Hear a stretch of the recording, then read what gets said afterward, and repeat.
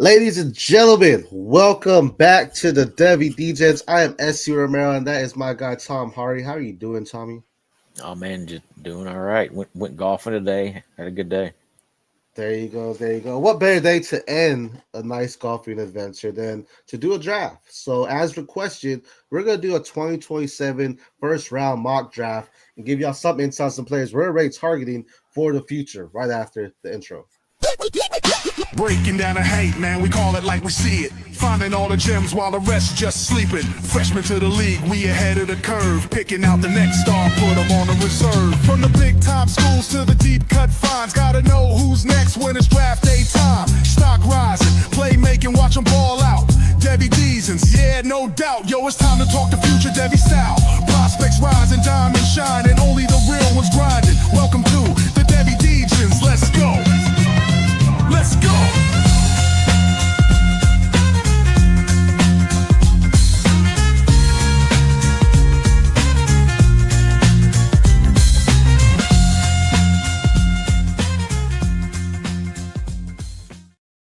Whew, love that intro, man. Always gets me hyped in the moment. As I mentioned, we're going to do a 2027 first round mock, but before we do that, we have some pretty spicy takes for y'all regarding the SEC. And so we're going to give y'all a couple takes that we both have for the SEC players. I'm going to start it off. My first one is that Texas will have 3 wide receivers, not receivers, wide receivers specifically, with over 650 receiver yards. Tommy, what do you think about that? Let me take a guess at who you got. You got Ryan Wingo. Yep. DeAndre Moore. Yep. And you're probably gonna go Jamie French. Jamie French or Lockett. I mean, whoever sees it. My guy is Jamie French, but Lockett is quote unquote the higher ranked wide receiver when it comes to looking at different 247 on 3 different kind of consensus boards. So whoever gets it, but I do like both of them enough that I think if they see the field and that opportunity, they are going to be hits just out the gate. So I think both of them could definitely be that. I think 3 may be a little much there, just because with you rarely ever see a freshman just go off like that. For sure. I mean, last year was kind of special, when you had several freshmen do it with Jeremiah Smith and Ryan Williams. And did Coleman end up getting? I think he probably went over 800, didn't he? Coleman, I believe so. Yeah. You got then you had Ryan Wingo and Bryant Wesco and T.J. Moore. And Coleman didn't even have a really great quarterback play either, but he still did some good stuff. Yeah. I think Texas will have 2 guys go over that. I'm not sure how much they're going to be slinging the ball around, especially with the running backs that they have there. 3's a little spicy. I'm gonna say that they get 2. They'll probably have a guy kind of floating around that 900 plus range, and another going in between that 750 800 mark. Having another guy, especially with 2 guys that we think could potentially get that, with Lockett and with French. I think 650 may be a little stretch there for one of them, but I think if you may see one of them with 300, another one with 450 to 500, something like that. But sure. That's definitely me saying they're letting it all go with Arts. They're saying, hey, bro, just go out there and just feed everybody, right? You do have Jordan Washington, a possible tight end as well, and both their backs, all of their backs, really, you can argue, can catch the ball as well. So you're definitely going to get some targets taken away from there. The best thing about these wide receivers, especially if you think about Lockett or French, they could be some home run hitters in the sense that they don't need maximum targets or target fed to them to get those big yards, right? So that's where it's kind of like I think they can go out there and stretch the field a little bit more and really utilize their playmakers to get those kind of big plays. Regardless, I'm excited to see. I think Texas has a very nice wide receiver room this year, and it's going to be nice to see what Arch has been cooking, right? We've been waiting for this, and it's really like, hey, there's no excuses because they built around you to have weapons. That it's not like some of the other quarterbacks we've seen in Texas where they didn't really have the receiving weapons that Arch has going into his first year as a starter. So excited to see what he can do there. Let's hear your take though. I'm gonna say that LSU is going to have 2 1,000-yard wide receivers this year. Okay. Barry and Brown and Nick Anderson, I think are both gonna get there. Nussmeier is. I mean, we were just talking about how I don't think Texas is going to be slinging the ball all over the field with their running backs. I think LSU is going to be. They have a couple good running backs, but Garrett Nussmeier is that guy who's going to sling it all around the field. I think they're going to have that field stretcher with Nick Anderson. And I think Barry and Brown is going to be the volume guy, where both of them are going to be right around that 1,000-yard mark. I feel like Barry Brown's a steal when you're doing Devy drafts right now. Because some might go Nick Anderson above him. I get it. Nick Anderson definitely has the capability of breaking out big plays. He has to stay healthy. Exactly. He has to stay healthy. And that's been his biggest thing. But if you take out Nick Anderson, then they're probably bringing in Aaron Anderson, right? And then you have someone else that can do it. Barry Brown, I'm excited to see because he was good at Kentucky, and he had Jen Key, who was the field stretcher for him too. This is Barry Brown's opportunity to show his technical ability as a wide receiver and show that he is a good route runner and he can eat underneath and really be that kind of slot merchant if they want to utilize him like that as well. So and both of those receivers are better than what they've had last year. Kyron Lacey, good wide receiver. He was their main guy, obviously, but then CJ Daniels just he wasn't a big time guy. Coming from Liberty, you probably weren't really expecting him to be that big time guy. Now that they got two legitimate number one receivers coming in, I think both of them are gonna have big years. Yeah, 100%. And like you said, this is Garrett Nussmeier's opportunity to really sling it. When we not only that, but Mason Taylor's gone also, so there's not that tight end security blanket. Even though I think Trey'Dez Green is good, I don't. He's not quite as good as what Mason Taylor was. I don't think he's developed as quite yet because he definitely has the talent, right? But I think he still needs some development on the football field. He's a former basketball player as well, so has to develop that. Because if he does become that guy, then he could go all out because he has a great vertical as well. So that could be someone to watch out for in deep sleeper leagues or C2C leagues. Tight end's a little iffy when you go to Devy, but if you're talking C2C, I would take a shot on Trey'Dez Green as well. I'm going to throw out kind of a consolation hot take here. It's not really a hot take, but I think Eli Stowers is going to be the tight end one next year. Okay. Overall, yeah. Okay. I like that. That's what the viewers say. I like him, and I like Kenyon. I like him, and I like Kenyon Sadiq. But Eli Stowers out of Vanderbilt, I think is going to be the guy.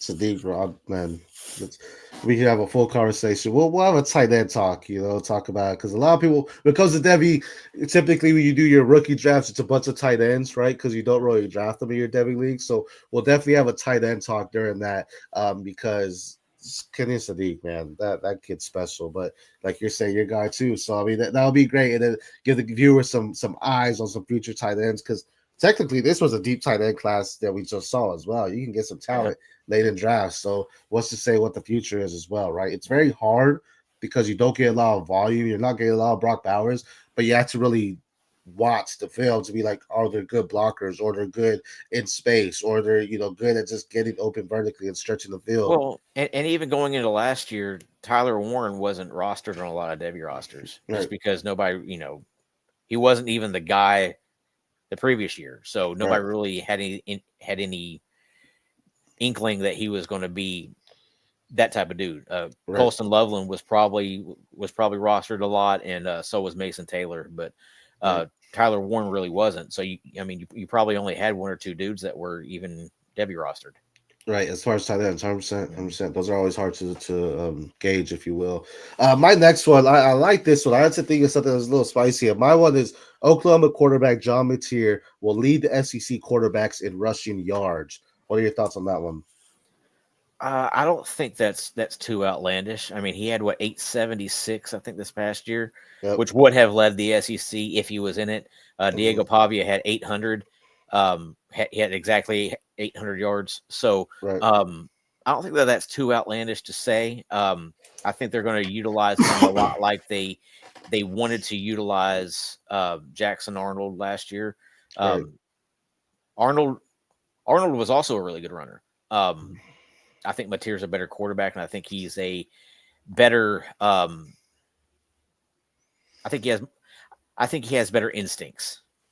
For sure. than what Jackson Arnold does. Well, but think about it. I mean, you brought up Matea that you have Lenore Sellers, you have Marcel Reed, you have Archer Manning, you have DJ Lagway, all quarterbacks that can escape that pressure and get some yards on their ground as well.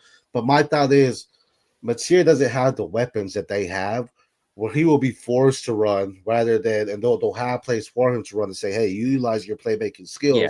Or the other quarterbacks, they're gonna be like, hey, it's not really a forceful opportunity. You'll have some design runs here and there, but it's not as much as, hey, you gotta go out there and do it, right? Where Mateer, it's gonna be at times he's gonna be running for his life because those weapons aren't as solid as those other quarterbacks are. So I think he gets a little bit more opportunity to showcase that and gain those yards as well. Yeah, you're probably looking at John Mateer and Diego Pavia being the top two leading quarterback rushers. Yep. And that it's his first year, but he is with his OC, so that's something to keep an eye on, so he knows the system. It's not like it's a new system that he's going into. Granted, it is the SEC, but yet he still knows the offensive system, so it is very easy for him to just go out there and do it as well. Go ahead and finish off with your last hot take. Yeah, kind of speaking about Jackson Arnold, he transferred down to Auburn. I actually think that the incoming freshman Deuce Knight will end up starting at least 4 games for Auburn in 2025. Okay. I think Jackson Arnold's going to struggle again, even with the big time receivers he's got, and even there was even reports during the spring ball that Deuce Knight was pushing for that starting job. So, even as an incoming true freshman, so I think he'll start at least 4 games, possibly even more.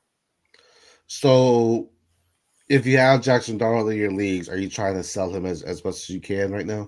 Jackson Arnold? Oh, yeah. I would have been getting off of him last year. Matter of fact, I would have been getting off of him the year before, whenever he still had some value to him. That hype. Yeah, for sure. And that's the biggest thing when it comes to Devy, because it's so fluctuating. You don't know what happens, right? Our guys that we're going to talk about, next week's episode will be a 2028 draft, not to get ahead of ourselves. But those are freshmen coming in. Some of those freshmen, when they have that hype, you might want to sell at their peak value because it could easily go down in 2 years, right? And also there's certain leagues where you can only roster 5 Devy guys, but you're able to drop and add during the season. So if you have Jackson Arnold, drop him and pick up somebody else that's on the waiver wire. Right, when you can, for sure. I agree. I was never that big on Arnold as well, and I know he transferred out to Auburn. He does have a solid wide receiver that and Cam Coleman will actually talk about him, but Barry Thompson also. He has the arm. I like his arm, but that's really about it. I don't know if his ball placement is the best there, especially going to the SEC. Like he already struggled, so I don't know how much it's gonna get better going to Auburn. So. I don't think he's a great decision maker either. Yeah, definitely throws in a pinch and just tries to get out of it, and it's just not the way to go when it comes to it. Also, seems like he gets flustered quite a bit easier too than what you would like for a quarterback to get. Right.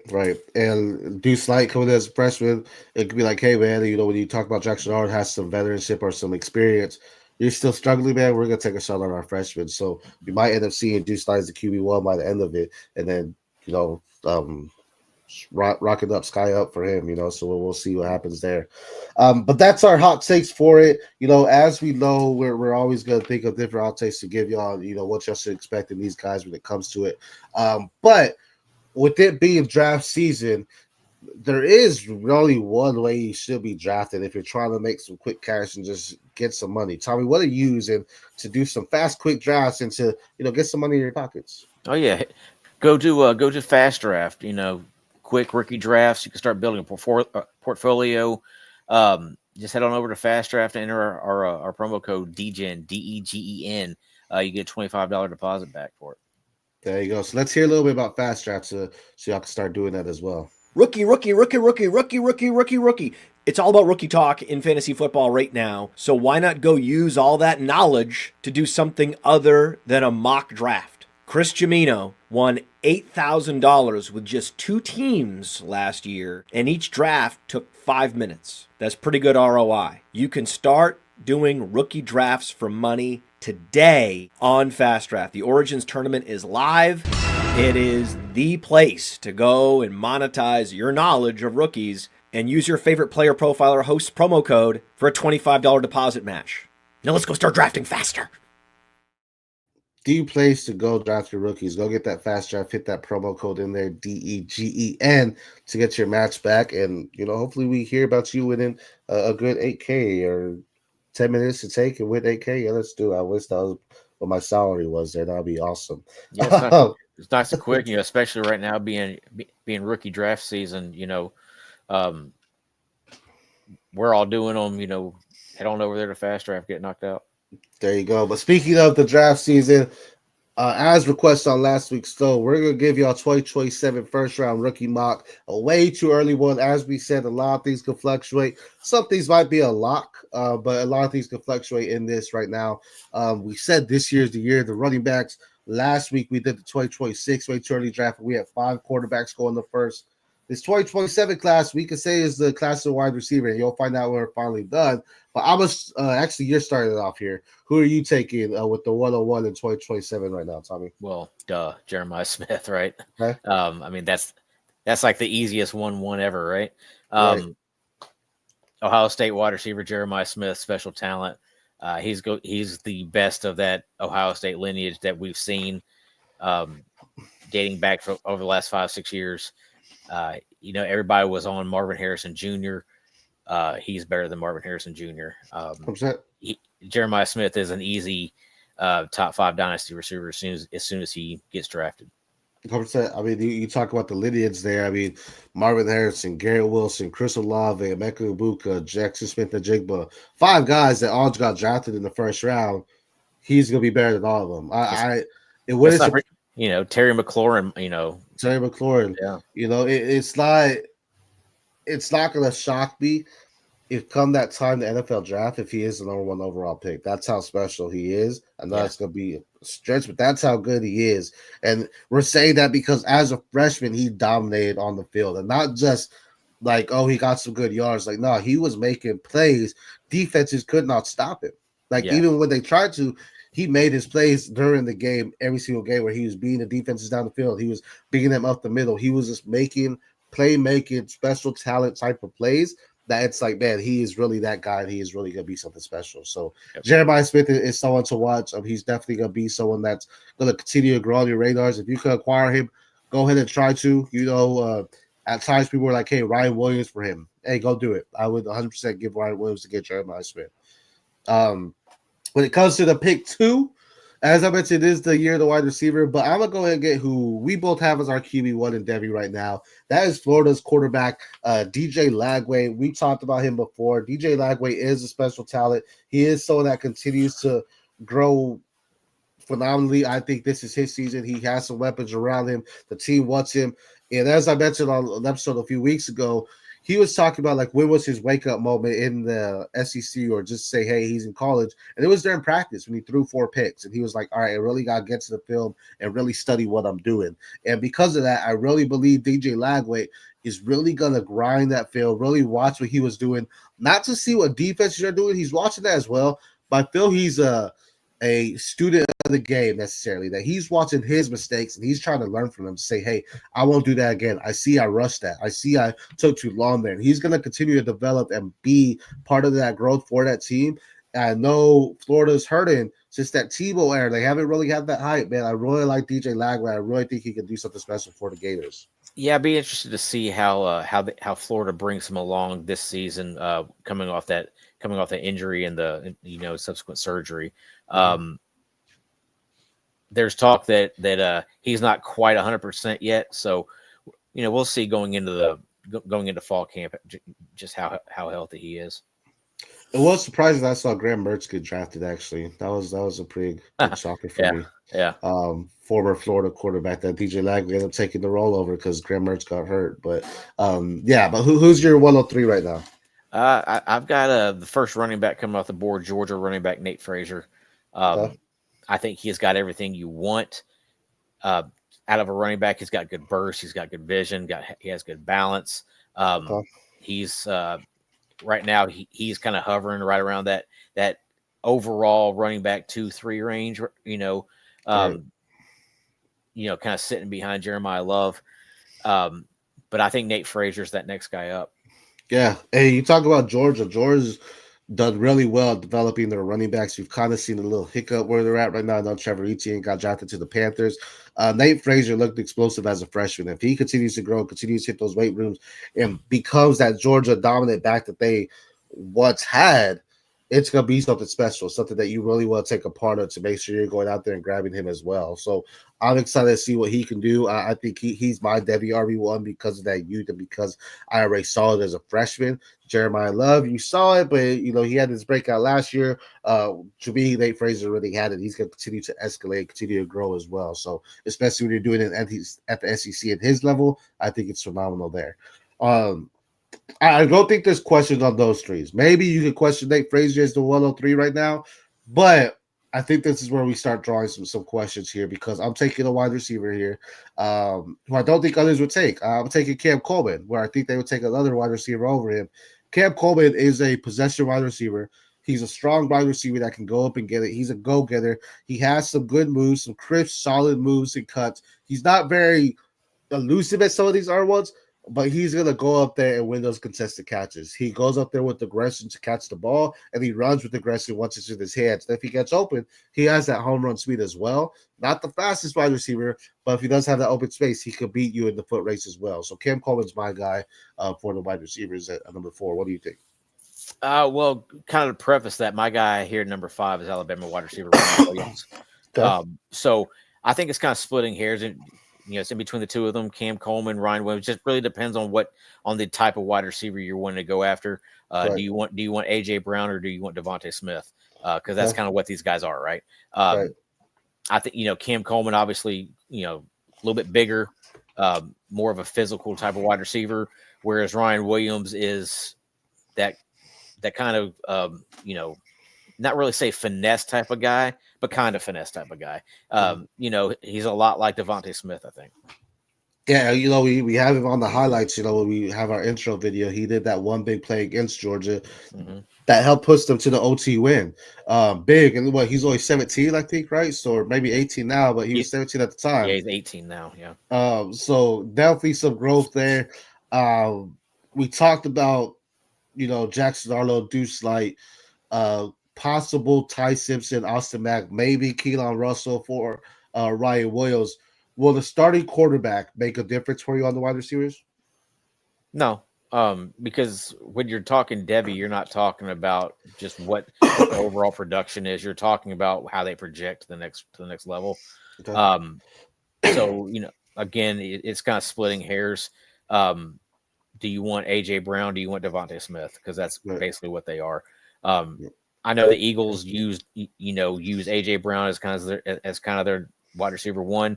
But that doesn't mean every team would do that. Some teams would use Devontae Smith as their wide receiver 1. So, okay, that's fair. Yeah, and I think with both of them, those will be the arguments on the next tier because Jeremiah Smith is his own tier. Those will be the argument in the next tier on who's there. When it comes to Ryan Williams and Cam Coleman at 6, 6 to 7. Let's just talk about it here as well, though, because we both took quarterbacks at this spot, and I think this is also for us on who would you rather have at 6. I'm taking Ohio State, Julian Sayin. At 7, you're taking Dylan Raiola. So I'll make my case here first. Julian Sayin, he's at Ohio State. So the weapons are there. We just talked about the guy that's number 1 overall, Jeremiah Smith. Julian Sayin, man, when I watched his film, he didn't get much opportunity last year, but he is very elusive in the backfield. I feel he runs with some elegance. He knows how to make defenders miss in the backfield, and he can extend those plays for those wide receivers. So if there is pressure getting to him, he's going to be able to escape that and still get the ball out to his wide receivers. And his wide receivers are good enough that it's going to make it happen, that he's going to be able to do that. Raiola, I saw some struggles a little bit. Now he is, growing as well. And I know people have complimented Mahomes, but I did see some forced throws when it came to Raiola. He tried to play that hero ball in some sense, in some occasions. And it was too much power or too little. And it forced the turnovers as well. Sayin, we haven't seen as much, so that could be what it is for Sayin. But right now, I think there is some upside in Sayin where he's at, and he's been able to sit for a year to understand the system. So I have him slightly over Raiola right now. Well, I also think you have to look at the teams that they play for. Ohio State clearly has the talent edge, so they're going to have the better blocking. They're going to have the better wide receivers, so Sayin's going to look better. Yeah. Whereas Raiola plays for Nebraska, not a top tier elite program. Right. So they're not going to have the same type of offensive line, the same type of wide receivers. I think this year, he's got some pretty good ones. He's got Barney coming back, and they brought in Dane Key. So I think weapon wise, he's going to be fine there. So whenever you say, he played a little bit of hero ball last year, I think that was kind of circumstantial. Okay. I think he kind of had to. Mm-hmm. And being a true freshman, those, sometimes the game gets sped up on you, and it's just, you kind of have to learn to be able to slow it down. I think he's the closest thing we have right now to a Patrick Mahomes comp, just kind of the way he plays, kind of the way, his physical size, his physical size. Yeah. Now I'm not saying he's Patrick Mahomes. That's, Patrick Mahomes is kind of a once in a generation type of talent. Right. But I think Dylan Raiola has that same type of look to him. Okay. Both physically and on the field. I feel that. I can get with that. I like them both. If I could target them both, I'm actually not disappointed to keep you my 2027 class. In a lot of leagues, I did not draft a quarterback here because I'm like, I'll get one next year, or I'll get one of these guys in the 2027 class. And not to mention, one of my guys that I've been banging the drum on him since he was a freshman is Dane Key out of Kentucky. We talked about Barry and Brown at LSU. Dane Key actually transferred to Nebraska. So now Dane Key's going to have a quarterback in Dylan Raiola. I'm excited to see what that connection could do between them. Dane Key's like 6'4", 6'5" type of wide receiver. Go out there and again, a go-getter type of wide receiver that Raiola was kind of missing that last year. I thought it was going to be Jamal Banks. It was not. So hopefully, Dane Key could become that player for him. And Raiola could do something special as well. So it'll be nice to see him. But speaking of big-time wide receivers, my next guy here that I'm taking at 8, this is a wide receiver that I think I'm higher on than consensus, to be honest. But I compare it to like a DK Metcalf. And I know people are high because he's out at Michigan State, but Nick Marsh is a swole, big wide receiver. He runs like a antelope, but he is built like a bear. You know what I mean? So he's someone that is going to go up there and just be your just automatic X wide receiver that's just gonna be a physical, stout wide receiver that's gonna be aggressive. You go try to press him, but guess what? He's probably gonna be bigger than your defensive backs and just make the plays. He's not the smoothest with his footwork. He's not the quickest on the straight lines, but he is someone that because of his strength, because of his build, he could go out there and just get it and just dominate on the field as well. So I absolutely love Nick Morris. If he's there at 8, I think he's a smash. The guys you talked about before, I could say, okay, you would take him before it. But I think Nick Morris, one of my hot takes is he could be the wide receiver 3 in this class. I absolutely love him, and that's one of my guys there. Yeah, I don't necessarily see him being wide receiver 3 just because of the 3 they're right there. But Nick Marsh, wide receiver 4, definite potential right there. Not a lot of people are going to know a whole lot about him just because he's at Michigan State. So he's kind of, right now there'd be some people watching this like Nick Marsh. Who is that guy? But go watch the film on him. He is a big time playmaker. And being at Michigan State, they're going to have to rely on him quite a bit. So he's going to be a volume guy there.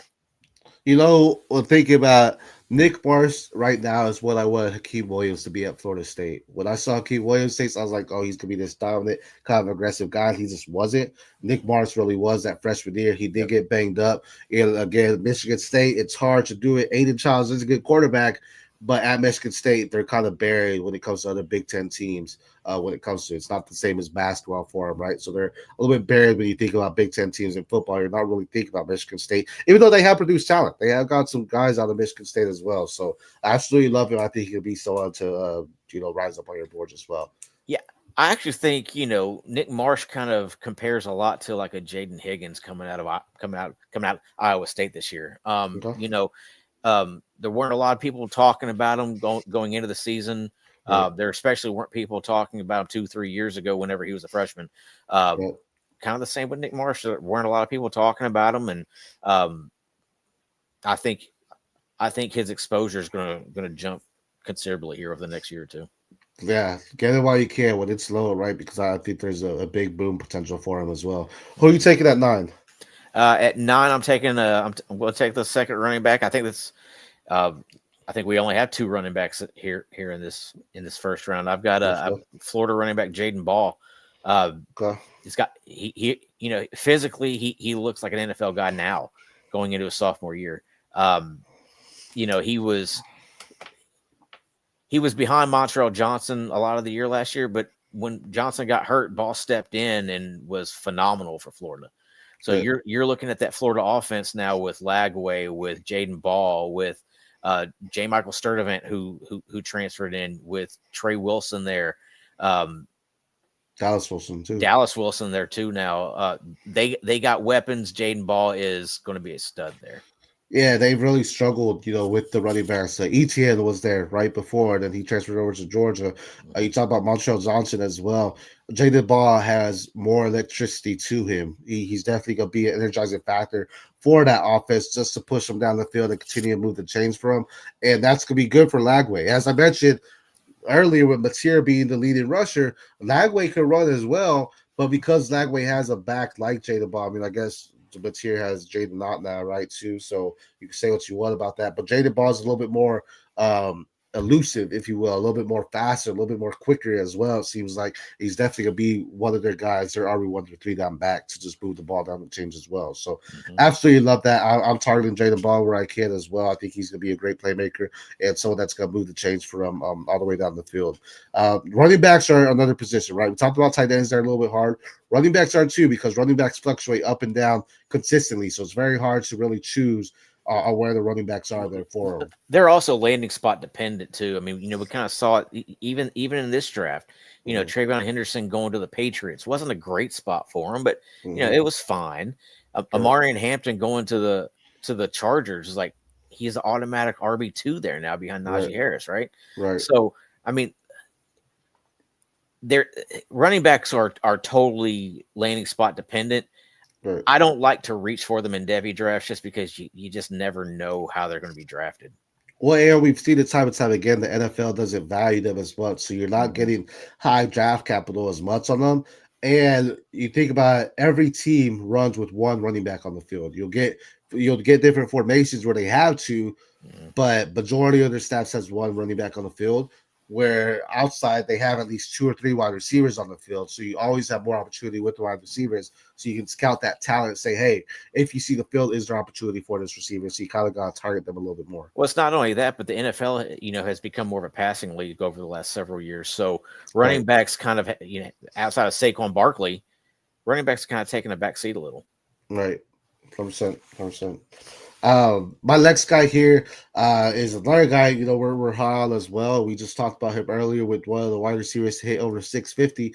Texas wide receiver Ryan Wingo. I think he's actually a go out there and be the wide receiver 1 for him. I saw it a little bit last year. I know he got outshined by Isaiah Ball when he had his opportunities, and then you talk about Matthew Golden. In my opinion, Ryan Wingo is better than both of them. I know they were the vets, so they got more opportunity.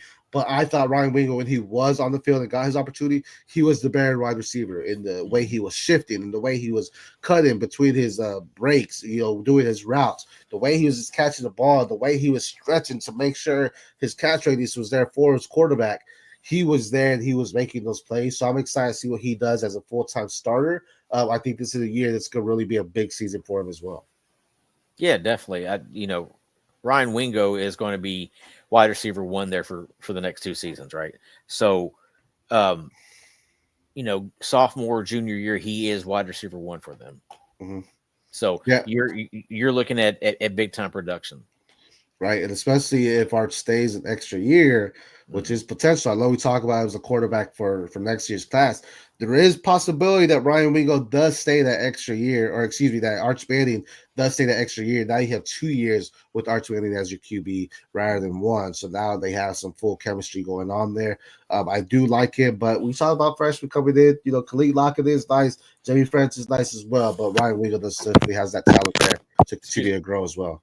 Pardon me while I move over to my charger. I know you're good. But yeah, I absolutely love Wingo. This wide receiver class is stacked, and if people are afraid of these wide receivers because Texas got 2 in the consensus top 10 when it comes to freshman wide receivers, if they're worried about that, go after they get Ryan Wingo because he is going to be their main guy. He is going to be someone that Arch Manning targets, and they're going to build plays around him specifically. So go out there and get him as well. Go ahead and tell us who your 11th pick is here, though. I'm gonna go with the first of the Clemson wide receivers. I'm gonna go with T.J. Moore here. I think he's got great size. I think he's got a great 50-50 ball physicality potential there. Again, we're kind of splitting hairs in between these two Clemson wide receivers. So I'm gonna go T.J. Moore first. Okay.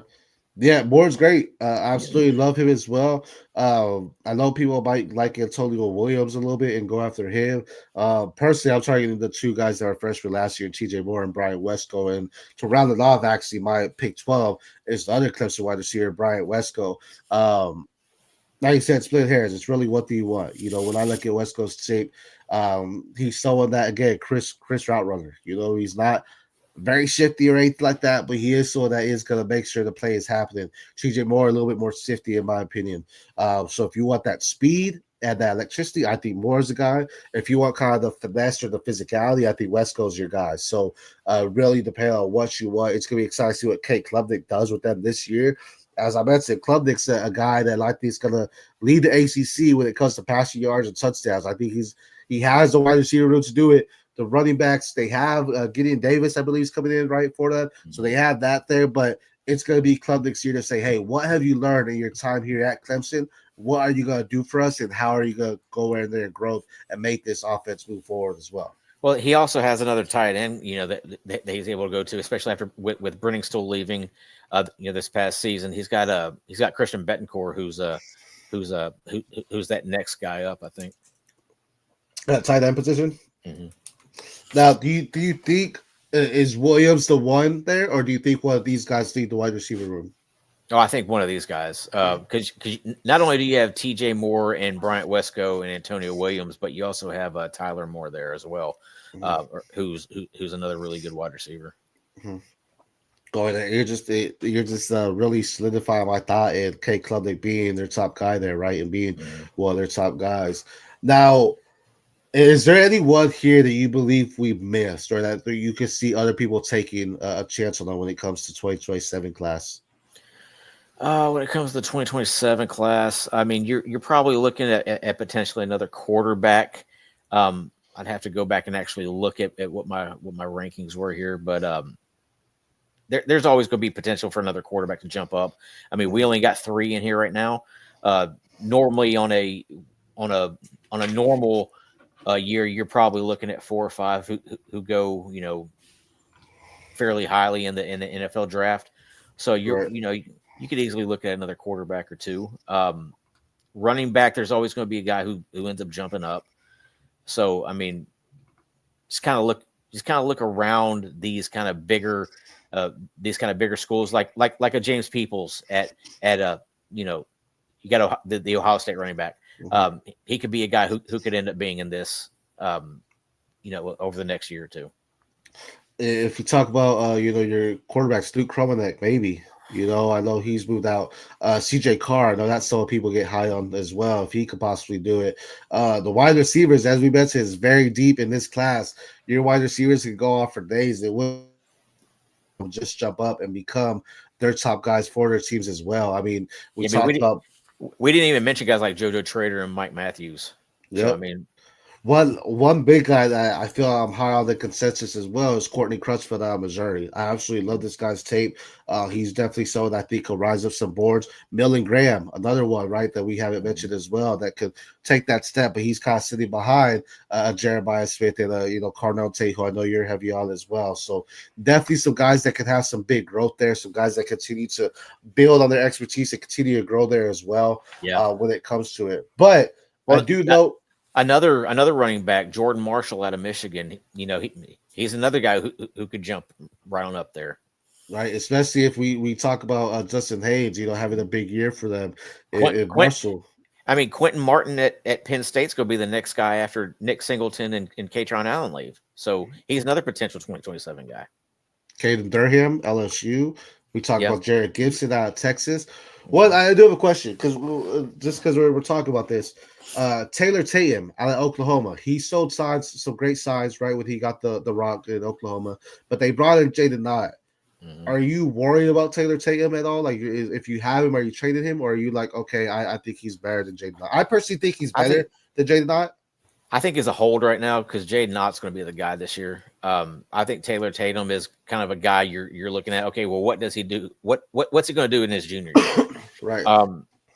Because that's going to be his year to be on the field, right? Right. You're going to see a little bit of him this year, but I think Jaden Ott is clearly the guy there. Another thing, a lot of people were pumping Cam Davis as being a big time running back in the 2027 class down at Florida State.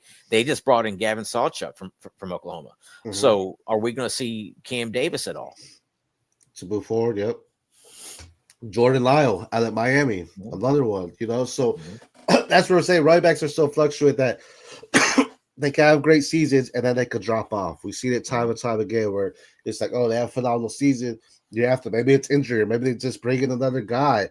When the transfer portal is crazy. Like, the idea of the transfer portal is just something that blows my mind in the sense that now you have players just going like that. The past 2 years, I haven't seen a transfer portal so crazy. Like, it's just so many players entering saying, hey, I want more opportunity. And some have opportunity, but they know some talented freshmen are coming in. So they're like, hey, we're going to go ahead and leave and go somewhere else to become the star there again. So, well, and also, are we going to see somebody like Sire Gaines kind of take over where Ashton Genty left off at Boise State?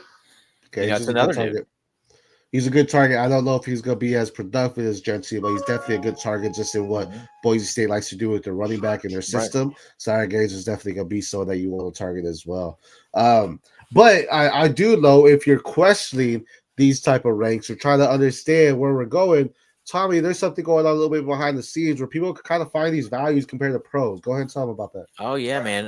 Kind of mentioned it last week. You and I are working with Dynasty Trade Calculator, getting their Devy rankings and values going. So now you can head on over to Dynasty Trade Calculator, subscribe there, and you can you can now look at Devy values. Right, and that's very great. We talked about Jeremiah Smith. We had Jeremiah Smith pretty high, and this isn't single quarterback or super flex. So you could go in there and do them both to really see if you're in these Devy leagues, or even if you're in C2C, and you're like, man, I'm trying to win now in my pro league. I can kind of afford to lose some of these Devy guys.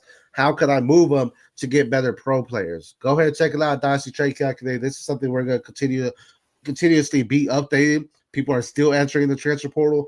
The season's going to come. We're going to still be doing crazy things during the season as well. And that's going to be where the chaos really happens, right? Because of injuries or just opportunities, or we're seeing systems change. All this kind of stuff's happening, but we're going to make sure y'all are up to date on it so y'all understand how to properly rank those people as well. That was our 2027 rookie mock draft, our way too early rookie mock, though. Very good episode. I enjoyed that. We did get a comment last week to say, hey, do a 2028 way too early. So that's what we'll bring to y'all next time, a 2028 way too early rookie mock draft. That's going to be incoming freshman for this year. The freshman class is pretty hype. I like it too. So stay tuned for that. For the Devy Degens, for Tom Harvey, for myself, SC Romero, Player Profiler Plus, and Fast Draft, Dynasty Trade Calculator as well. We are the Devy Scouts. Until next time, peace.